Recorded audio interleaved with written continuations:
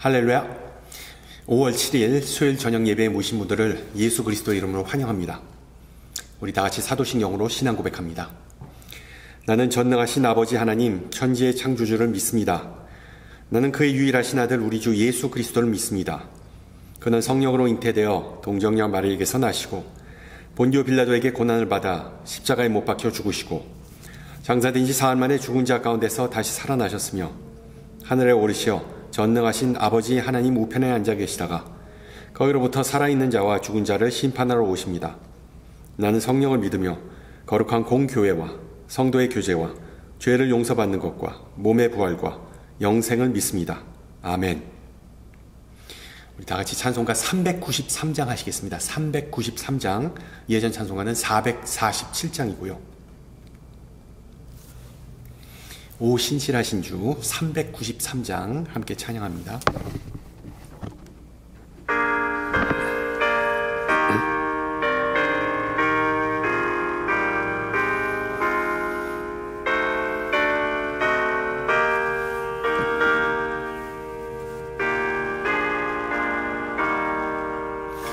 오 신실하신 주 내 아버지여 늘 함께 계시니 두려움 없네.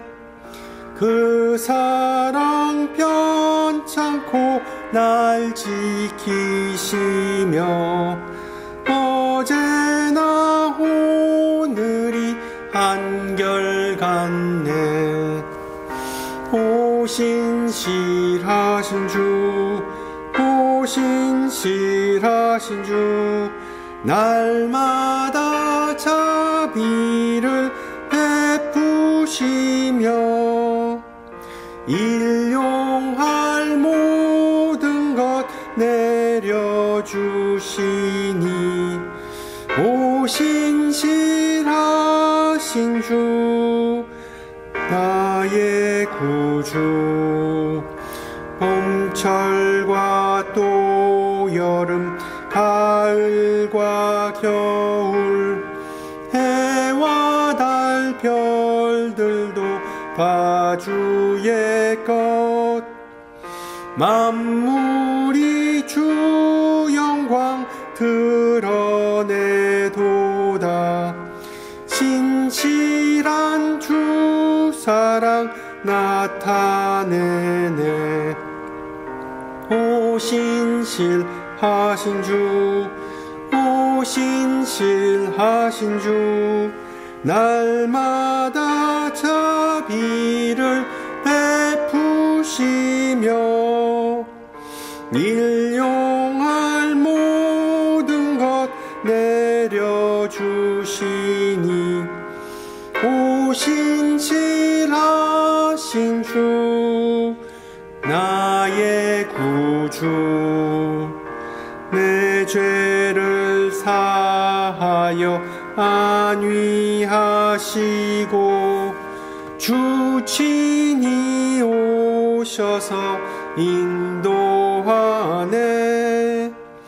오늘의 힘되고 내일의 소망 주만이 만복을 내리시네. 오 신실하신 주, 오 신실하신 주, 날마다 자비를 베푸시며 일용할 모든 것 내려주시니 오 신실하신 주 나의 구주. 아멘. 하나님께서 오늘 저녁 우리에게 주신 말씀 창세기입니다. 창세기 17장 1절에서 7절 말씀입니다. 제가 가진 성경으로 구약 20페이지고요. 창세기 17장 1절에서 7절 말씀을 받들어 봉독합니다. 아브라함이 99세 때에 여호와께서 아브라함에게 나타나셔 그에게 이르시되 나는 전능한 하나님이라 너는 내 앞에서 행하여 완전하라. 내가 내 언약을 나와 너 사이에 두어 너를 크게 번성하게 하리라 하시니 아브라함이 엎드렸더니 또 하나님이 또 그에게 말씀하여 이르시되 보라 내 언약이 너와 함께 있으니 너는 여러 민족의 아버지가 될지라. 이제 후로는 내 이름을 아브라함이라 하지 아니하고 아브라함이라 하리니 이는 내가 너를 여러 민족의 아버지가 되게 함이니라. 내가 너를 심히 번성하게 하리니 내가 내게서 민족들이 나게 하며 왕들이 내게로부터 나오리라. 내가 내 언약을 나와 너 및 내 대대 후손 사이에 세워서 영원한 언약을 삼고 너와 내 후손의 하나님이 되리라. 아멘.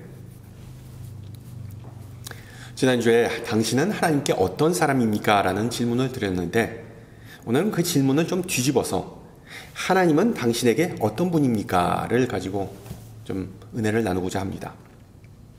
결혼한 지 60년이 된 어느 노부부에 관한 짧은 동영상을 인터넷에서 우연히 봤습니다. 아내와 그렇게 오랫동안 결혼 생활을 유지할 수 있는 비결이 뭐냐는 질문을 받았을 때 남편이 뭐라고 했을까요? 우리 아내만큼 밥 잘해주는 사람 없더라 였습니다. 아내가 요리를 잘한다는 것인지 아니면 여자만 요리를 해야 한다는 뜻인지는 잘 모르겠지만 분명히 음식은 사람과 사람을 연결해주는 강력한 매개체이죠. 화평의 길은 음식에서 시작한다라는 격언도 있습니다. 우리가 잘 인식하지 못하는 부분이지만 맛있고 건강한 음식은 가정의 웰빙을 유지해 줍니다. 어찌 보면 음식은 결혼 서약을 지켜주는 사랑의 상징입니다. 반면에 어떤 약속은 오래 지속하지 않는 것 또한 사실입니다.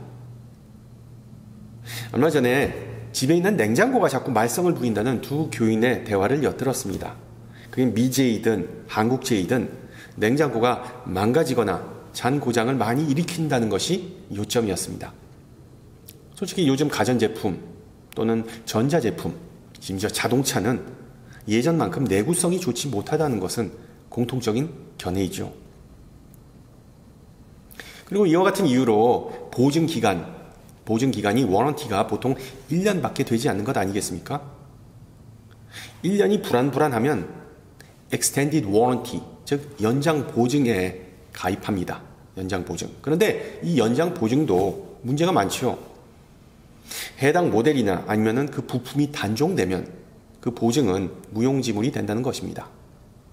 그래서 불의의 사고를 피하려면 모든 가입서나 보증서 또는 계약서에 서명하기 전에 꼼꼼히 읽어봐야 하죠. 혹시 모를 어떤 면책 조항이나 허점, 모호한 단어가 있는지에 주의를 기울여야 합니다. 실제로 모든 계약서 또는 보증서는 양자 간의 어떤 형식적인 약속인 셈인데 그런 법적인 약속이나 구속력도 이제는 돈만 있으면 예를 들어 유능한 변호사를 고용하면 얼마든지 파기할 수 있습니다. 우리는 약속이 그다지 중요하게 여겨지지 않는 세상에 살고 있습니다. 이미 말씀드렸듯이 제품 업체가 제품 보증 서약을 지키지 않거나 정치인들이 선거 공약을 반복하거나 또는 정부가 합의된 사회보장 혜택을 축소하거나 또는 없애버립니다. 마찬가지로 일반인들은 서로에 대한 약속을 아무렇지 않게 여기고 또한 어깁니다. 그런데도 약속은 중요하죠. 미래가 어떻게 될지 알 수 없고 또 어떤 불이익이 따른다 하여도 약속을 지키는 것은 서로 간의 신뢰를 쌓고 관계를 강화하며 자신의 성실함을 반영하는 지표이기 때문에 매우 중요합니다. 현재의 개혁과 마찬가지로 성서시대에는 언약이 있었습니다. 그리고 언약은 창세기서의 주된 핵심 주제입니다. 사실 성경 전체는 하나님의 언약과 그리고 그 언약의 백성인 이스라엘 사이의 약속, 그것에 기반을 둔 관계에 대한 묘사라고 볼 수 있죠. 생각해 보세요. 하나님은 먼저 아담, 노아, 그리고 아브라함과 같은 개인과 언약을 맺으십니다. 나중에 하나님은 이스라엘 백성의 신음소리를 들으시고 아브라함, 이삭, 그리고 야곱과 맺은 언약을 기억하셨다고 성경은 기록합니다. 그 후에 애굽에서 탈출한 이스라엘 백성은 시내산에서 모세를 통해 하나님을 만나죠. 그곳에서 하나님은 모세에게 언약의 두 돌판, 즉 10계명을 주십니다. 마찬가지로 이스라엘 백성이 약속의 땅에 들어간 후에 여호와의 천사는 내가 너희와 맺은 내 언약을 절대 어기지 않겠다라고 선언합니다. 하지만 이스라엘 백성은 그 약속을 헌신짝처럼 버립니다. 그래서 하나님은 예언자 호세아를 통해 그들이 내 언약을 어기고 내 율법을 범하였다라고 백성을 책망하십니다. 그 동시에 예레미야를 통해 이스라엘 집과 유다의 집과 새 언약을 맺겠다라고도 약속하십니다. 마침내 그 새 언약은 하나님의 사랑을 십자가에서 자신의 몸과 피로 보여주신 예수님을 통해 실현됩니다. 여러분, 지난 부활절에 나눴던 성찬식 기억하시나요? 최후의 만찬에서 예수님께서 제자들에게 그 잔을 나눠주시면서 뭐라고 말씀하셨나요? 이 잔은 내 피로 세우는 새 언약이니 곧 너희를 위하여 붓는 것이라. 같은 맥락에서 히브리서 저자는 그리스도를 더 좋은 언약의 보증, guarantee라고 묘사합니다. 자, 그렇다면 성경은 왜 그토록 약속의 중요성을 강요할까요? 그리고 왜 하나님은 그 어떤 상황 속에서도 인간과 끊임없이 약속, 그러니까 관계를 맺고자 하시는 걸까요? 오늘 읽은 본문 창세기 17장은 그 이유를 설명해 줍니다. 우리가 주목해야 할 것은 먼저 하나님께서 아브라함과 약속을 하신 것은 이번이 처음이 아닙니다. 창세기 12장에서 이미 75세의 아브라함에게 위대한 민족의 조상이 될 거라고 약속하셨습니다. 이는 아브라함이 적어도 한 명의 자녀를 가질 거라는 의미였습니다. 심지어 하나님은 아브라함의 후손에게 땅을 주겠다라고 약속하셨습니다. 그러나 그 이후로 아브라함의 아내 사레는 가임기가 훨씬 지난 나이 때문인지 임신하지 못했습니다. 즉 약속하셨음에도 불구하고 하나님께서 그 약속을 이행할 기미가 보이지 않았다는 것입니다. 그리고 창세기 15장으로 넘어오면 여전히 자식이 없는 아브라함은 당시의 관습에 따라 노예 중 한 명을 후계자로 삼는 구상을 합니다. 하지만 하나님은 그에게 내 몸에서 나오는 아들이 내 후사가 될 것이다 라고 반대하십니다. 그러나 아브라함과 사레 사이에는 여전히 아이가 생기지 않습니다. 결국 사레의 제안으로 아브라함은 아내의 하녀 하갈을 취해 이스마엘을 낳습니다. 그리고 아브라함은 이스마엘을 통해 후손에 대한 하나님의 약속이 성취될 것이라고 확신합니다. 바로 이것이 오늘 읽은 창세기 17장의 배경입니다. 아브라함은 이제 99세, 사레는 89세, 그리고 이스마엘은 13살이었습니다.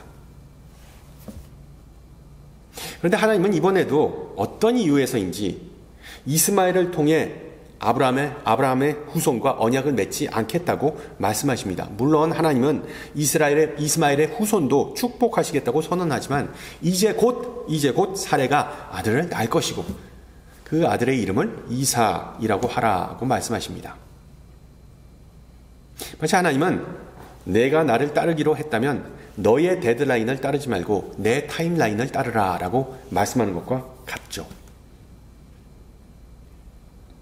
다행히 이번에 하나님은 언약의 구체적인 증거인 새로운 이름, 뉴네임을 덤으로 주십니다. 아브라함의 이름을 아브라함으로 바꿔주시죠. 아브라함은 고귀한 아버지를 의미하지만 아브라함은 열방의 아버지를 의미합니다. 마찬가지로 하나님은 사라의 이름을 열방의 어머니라는 뜻의 사라로 바꿔줍니다. 자, 그런데 여기서 우리가 놓치기 쉬운 아주 중요한 내용이 등장합니다. 아브라함과 사라와 더불어 하나님도 새로운 이름으로 오늘 본문에 등장하십니다. 1절에서 하나님은 자신을 전능하신 하나님이라고 소개하십니다. 그리고 실제 히브리어 단어는 엘샤다이입니다. 의외로 성경에는 다양한 하나님의 이름이 나옵니다. 일반적으로 주 여호와, 영어로는 The Lord, 그리고 히브리어로 야훼가 가장 많이 등장하는 이름이죠. 총 7,000여 번입니다. 그 다음으로 엘로힘이라는 히브리어 단어는 성경의 첫 구절에 등장합니다. 태초에 하나님, 즉 엘로힘이 천지를 창조하셨다. 구약에서 이 엘로힘이라는 단어는 2500번 넘게 언급되며 영어로는 단순히 God, uppercase, 큰 G-O-D, God, 하나님으로 번역됩니다. 하지만 창세기 17장에서 하나님은 엘샤다이라는 호칭으로 등장하십니다. 그리고 하나님의 이런 이름은 구약에서 단 7번, 아주 적죠. 7번만 등장합니다. 그리고 보통 이 이름이 언급되는 본문은 아브라함과 사레가 마침내 아들을 갖는다는 것과 같이 주로 극적인 순간에 언급됩니다. 고대 근동 지방에서 엘은 그러니까 신을 의미하지만 샤다이의 정확한 의미는 명확하지 않습니다.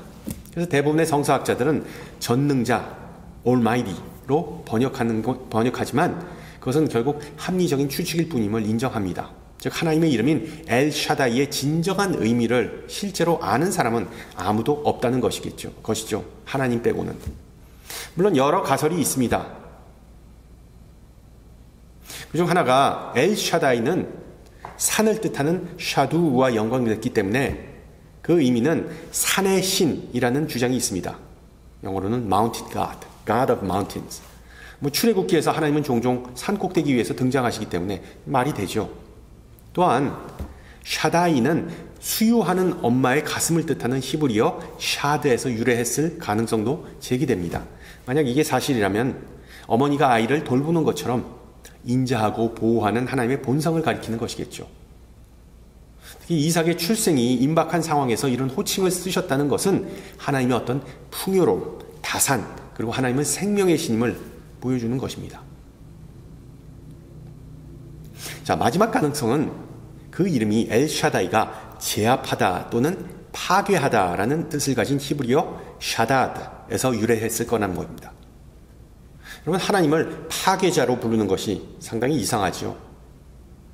대부분 사람은 하나님을 아버지나 친구와 같이 더 긍정적인 이미지를 사용합니다. 그런데 하나님께서 아브라함과 맺은 약속의 절대적인 absolute 성격을 생각해 보세요.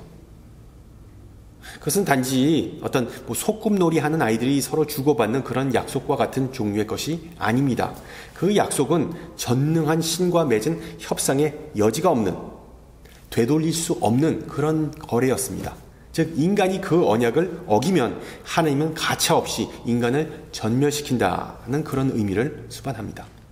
전능하신 하나님, 풍요의 하나님, 파괴자 하나님, 그 정확한 의미가 무엇이든 엘샤다이는 약속을 지키는 맥락에서 성경에서 처음으로 언급된다는 점을 기억하세요. 즉 하나님께서 엘샤다이로서 아브라함을 찾아오셨을 때 하나님은 특정한 목적, 분명한 메시지를 갖고 오셨습니다. 즉 하나님은 약속을 지키신다는 사실을 아브라함에게 상기시키고자 하셨던 것입니다. 그래서 개인적으로 엘샤다이의 가장 적절한 번역은 약속을 지키시는 하나님이라고 생각합니다. Promise Keeper.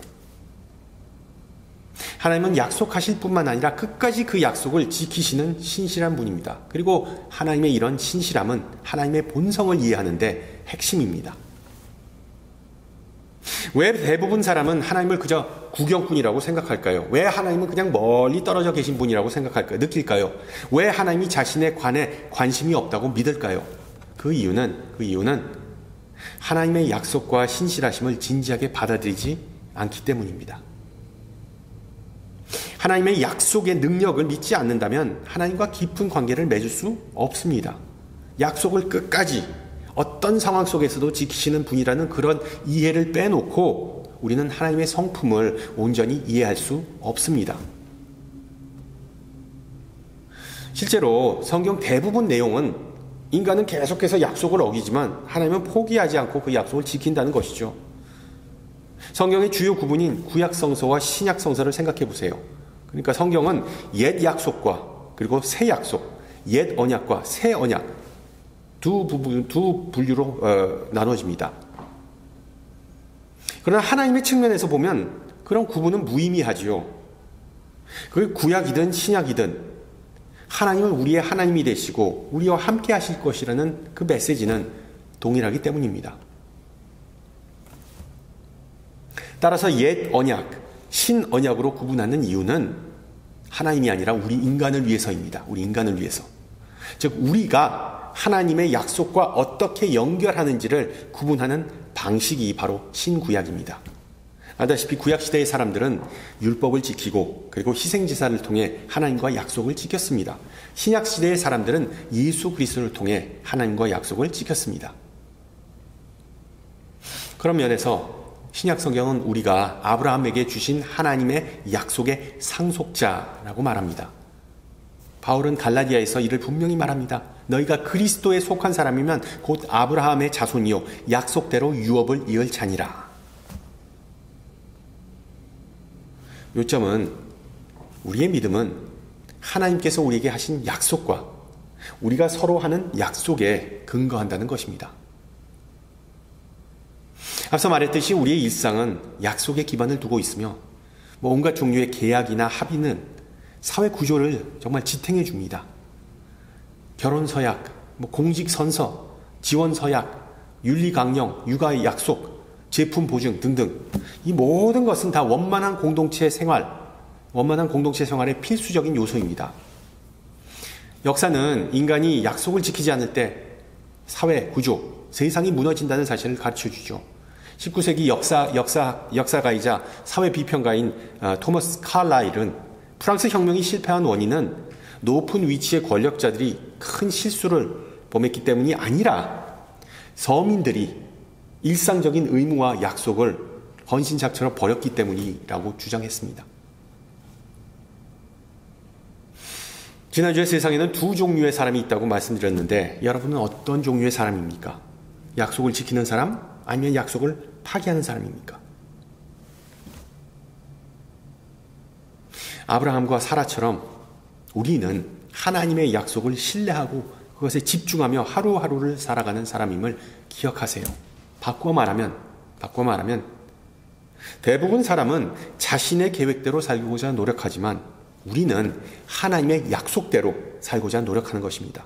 그리고 그렇게 할수록 나 자신은 비록 믿을만하지 못하지만 하나님은 항상 믿을만한 분이시고 약속의 기반을 둔 하나님과의 그 굳건한 관계는 그 어떤 것으로도 깰 수 없다는 사실을 발견하게 됩니다. 할렐루야.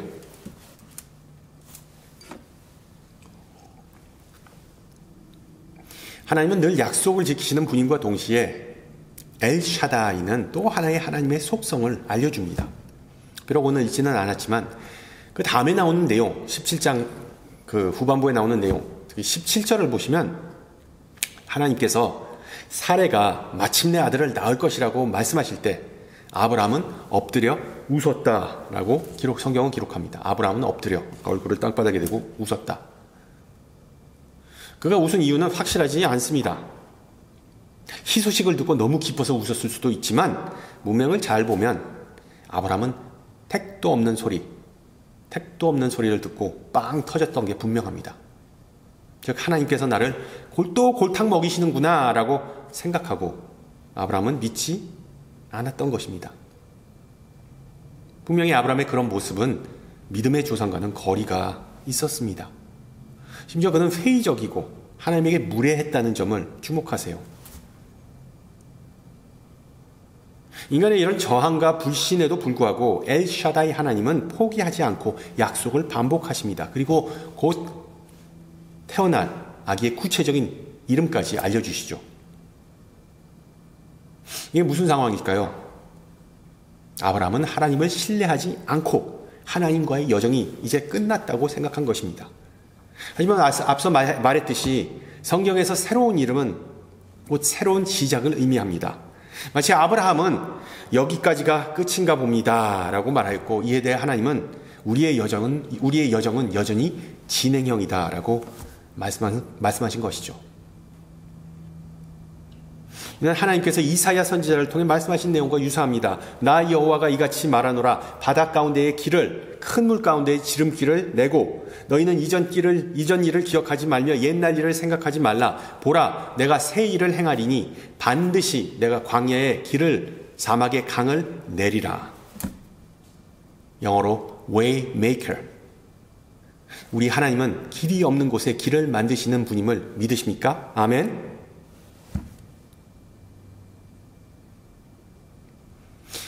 우리도 아브라함과 크게 다르지 않다는 사실을 직시해야 합니다. 앞서 말씀드렸듯이 우리는 약속을 대수롭지 않게 여기고 기만과 거짓으로 가득 찬 세상 속에 태어났고 그 세상 속에서 자라왔고 또 지금도 살아가고 있습니다. 하나님께서 내 말은 믿어도 돼 라고 말씀하실 때 우리가 그 말씀을 쉽게 믿지 않는, 진지하게 받아들이지 못하는 것은 어찌 보면 당연합니다. 그런데도 우리가 말씀을 사모하며 오늘 이 저녁 모인 이유는 하나님이 누구신지 또한 우리가 누구인지를 알고 확신하기 때문입니다. 하나님은 엘샤다이, 그리고 우리는 하나님의 약속의 백성이라는 그 사실을 기억하기 때문이죠.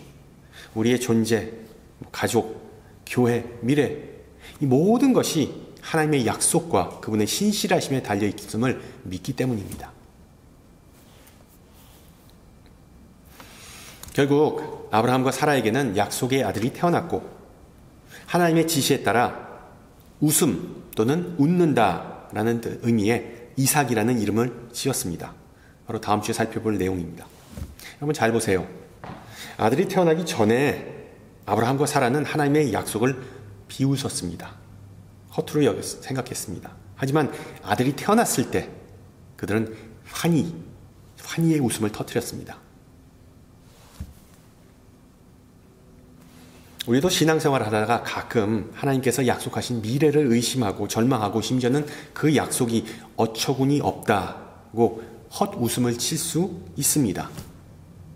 우리를 거룩한 백성이자 열방의 빛으로 삼겠다는 그 내용은 다소 과장처럼 들릴 수 있습니다. 그러나 하나님은 분명히 자신을 엘샤다이로 우리에게 계시하셨습니다. 그리고 하나님은 반드시 약속을 지키는 분이자 어떤 상황 속에서도 길을 만드시는 분입니다. 인간의 의지나 도움에 상관없이 자신의 뜻을 반드시 실현하십니다. 이것이 바로 우리가 약속을 붙잡고 살다가 언젠가는 세상을 떠나게 되는 이유입니다.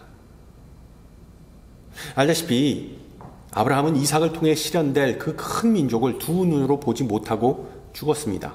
그러나 그 약속은 수백 년 후에 이루어졌죠. 우리도 하나님의 약속을 소망으로 삼고 인생이 예상치 못한 방향으로 흘러가도 최종적으로 하나님의 뜻이 이루어진다는 그 약속을 믿으며 살아갑니다. 성도 여러분, 하나님은 우리와 유한하고 형식적인 계약, 컨트랙트를 맺은 것이 아니고 영원하고 인격적인 언약을 맺으셨다는 사실을 명심하세요. 그리고 하나님은 우리가 그런 약속을 다른 이들과의 관계 속에서도 드러내기를 원하십니다. 가정이나 직장, 교회와 같이 다른 이들과 함께 하는 곳에서 하나님의 신실하심에 증인 되시기를 축원합니다. 함께 기도합니다. 은혜가 많으신 하나님, 오늘 말씀을 통해 우리의 믿음을 다시 점검하게 해주심을 감사합니다. 말의 무게와 약속의 중요성을 진지하게 받아들이지 않는 우리의 연약함을 주님 앞에 고백합니다.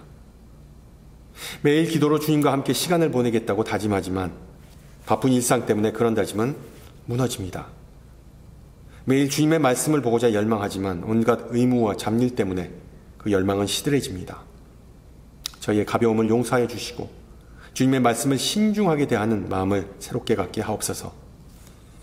하나님은 우리를 항상 돌보시고 인도하시는 전능하신 하나님 뿐만 아니라 약속을 지키고 길을 만드시는 분임을 가르쳐 주셨습니다. 우리의 서약과 헌신, 우리의 예배와 삶으로 주님을 따르고 공경할 수 있게 도와주시옵소서. 귀하신 주님, 우리는 죄로 인하여 망가지고 뒤틀린 세상 속에 살고 있습니다. 우리의 생각과 삶의 방식이 주님의 뜻과 인도하심에 항상 일치하기를 기도합니다. 특히 의심과 불신이 찾아올 때 아멘으로 화답하고 다시 일어나 앞으로 나갈 수 있는 믿음이 있기를 기도합니다. 인간의 뜻과 목표는 늘 변하지만 주님의 뜻과 목표는 변치 않는다고 말씀하셨사오니 생명의 말씀이신 그리스도의 발자취를 따라 걷는 은혜가 있게 하옵소서. 성부 성령 하나님과 영원히 통치하시는 성자 예수 그리스도 이름으로 기도합니다. 아멘. 네, 예배를 마쳤습니다. 이번 주가 Teachers Appreciation Week. 예, 자녀 있으신 분들은 꼭 학교 선생님들과 그리고 교회 학교 선생님들에게 감사함을 전하는 그런 메시지를 문자나 메시지를 전달했으면 좋겠습니다. 저는 다음 주 이 시간에 뵙겠습니다. 샬롬.